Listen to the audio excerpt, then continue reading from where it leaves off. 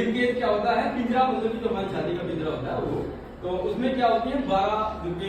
जो हड्डियां होती हैं, रिब्स जो होती है 12 करके दोनों मिलकर, तो जो उसमें पहली में 7 रिब्स होती हैं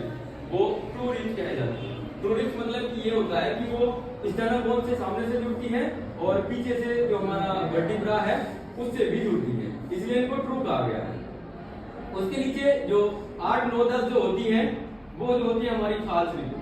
फाल्स रिब इसलिए होती हैं क्योंकि उनके जो कार्टिलेज यानी कि जो जुड़ने का जो होता है तरीका वो डायरेक्टली स्टर्नम बोन तक नहीं पहुंच पाते हैं, और वो जो उसके कार्टिलेज है जिनकी सेवन रिब के कार्टिलेज हैं उनके साथ जाकर वो जुड़ जाते हैं, वो एक तरफ से जुड़ रहे हैं इसलिए उनको हम क्या कहते हैं, फाल्स रिब।